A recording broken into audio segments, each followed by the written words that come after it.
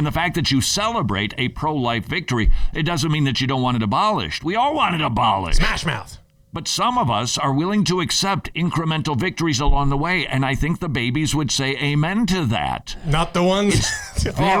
Sorry. It just makes me. Which babies? Yeah. That's the partiality. And guess what? That is the kind of thing that God hates. Yeah. Like, he's just basically, the babies would be perfectly fine with this. Yeah. Like, we got to celebrate the partial birth abortion ban because it saved all those babies. No, it just told you how to kill babies later on in a way that's not the same way. And it's like, he can, in his mind, because he's speaking to people who just trust him, he's done the thinking, say stuff like that. But when you really get down to what he's saying, that is pit of hell wickedness right there. Yeah. And so again, you've got a very emotional appeal, right? He's saying, well, it's saving some lives, and the babies would be supportive of saving some lives. And we're made out to be these people who are just like wanting this pure idealistic thing that's never going to happen. Yeah, and that we know is costing babies their lives or whatever, not saving as many lives as we could.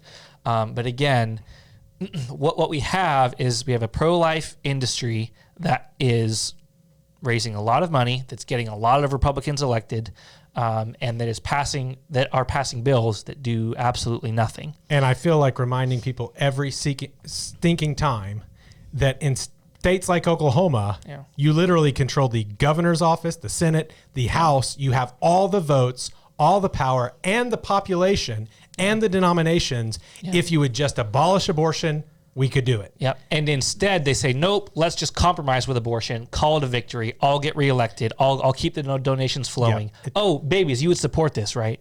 Give me a freaking break. And then speak for the children as though they're doing it. I mean, give me a freaking break. You literally could abolish abortion. It's on the table. It's literally been on the table in front of good Christian legislators in Oklahoma. Yeah. And they've looked at abolition and they've said, we literally have the votes to pass this, but we can't because Todd Friel's submit to the Supreme Court nonsense. Yep. So it's not about like what we can and can't do.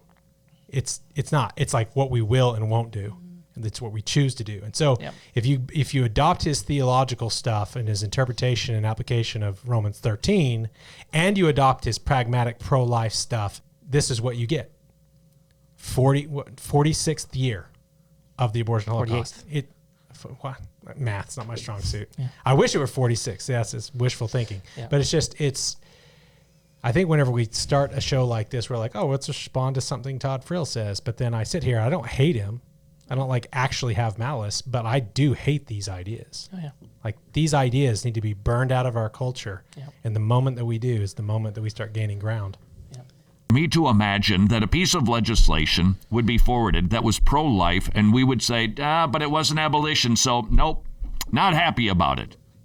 Nope. Sure. They discontinued funding to Planned Parenthood, but it's not abolition, therefore we're not satisfied with it. I don't think I could explain that to a baby who is going to be aborted because of that. Are you freaking kidding me? Defunding Planned Parenthood doesn't save that baby's life. Yeah. Like literally, you've got two bills in front of you. You control the Senate, the House, and the governor. You got two bills. One says abolish abortion as murder. The other says defund Planned Parenthood. You shelve the abolition bill and you talk crap about it and you run programs. You do everything in your power to keep it from passing. You pass the defund Planned Parenthood thing. Some baby's mother and father scrape together $450 and go play a mom and pop shop to kill it. And you ask that baby, are you happy with the defunding bill? Because that's what the Church of the Living God did for you. I mean, this is wretched. And I don't say it, I mean, it's actually wretched. Yeah. It's not like, it's just, it is awful, awful stuff. I'm getting more angry as the further we go into this. But yeah, like the guy who is literally saying, submit to the Supreme Court, who's telling us to allow these babies to be murdered, then coming back and saying, no, the babies would be on my side. The insanity of that makes me want to just cut the program and put my head through the wall.